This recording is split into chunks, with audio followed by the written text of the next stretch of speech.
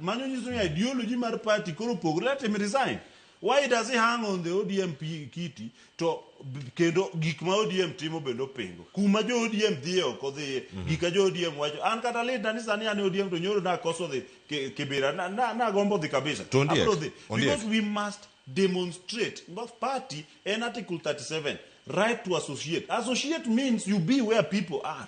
Emomi am associated sani gona abedo kama kasu litie adwana bed kama Gladys Wanganitie adwana bed kama Buru to Sifuna kode kakashagwa to Sifuna kode kakashagwa to litni koro dio associate ga shagwa kendo luongo leaders wani washenzi so let him go oketho kanye to donge associate gi wrong person chiko yie oko wacho ngama right kata ngama wrong association tiere mana kama intiere to kama intiere karka ogai mar ODM oburu agombo no nago winjwa angi winj mamondi gima oburu wacho ni omakosa motimka malongo gi jagoro maduong' mar ODM en mane nikech en owuon pok owuok apia mo wacho ni Sifuna okoso kumoro momi ukawo panadol e wiye anoka wacho ni Sifuna anaonge organ mar party mar ODM in fact an mana member kendo kaka nadoge ODM ni okadwa rikni an ma member kendo member no kende madwa bedo member tabedo member mabiro vere vokon nikech gima timore onge kaka wanonage waseling wayie bedo bango buro dinga kaka party leader wa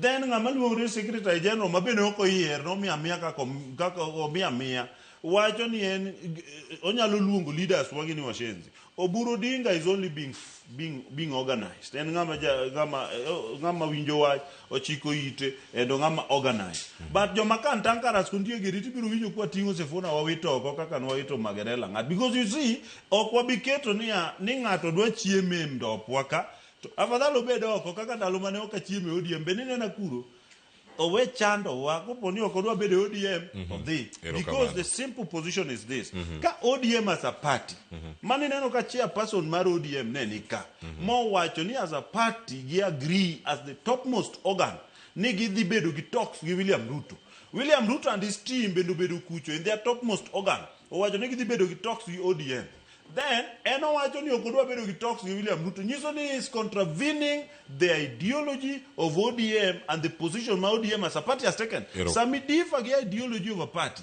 means you do what? You resign. Raila Odinga no differ gi ideology ma Ford Kenya. No resign modok di jo Langata modhi yiere gi party ni. So Sifuna ko feel ni en too strong and odwaro unity mar Kenya moko mar imaginary ma okonya yude kata kura. Nyo yudo kura nikech joluo. No yudo kura nikech Raila no riwo Luya gi joluo mo yudo kura Nairobi ka. Odhi ane kaka Sifuna ka donyal. You can't. Emomiyo kata wan be wawacho ni. Position is simple. Party en ODM. Dhood wani en dhoot achiel. Ka ng'ato dwa pogo dhoot moro dhi ka Sifuna dhi kure. Wan wadong gi dhoot mar Oburu Odinga ka kama gine gi Gladys Wangane iwinjo egin makugure bende ka erokamano so kopo ni ng'ato paro to nyalo pango wan wabiro pange wan wabiro ting'e wabiro wite awita oko because after all ne en kanyo by mercy mar Raila Odinga erokamano Ondiek kendo wacho ni mercy makamano extend ne ji mathoth ahinya mano Raila Odinga kendo omako lwet ji mathoth ahinya achiel kuom jogo mano omako lwetgi an godo e studio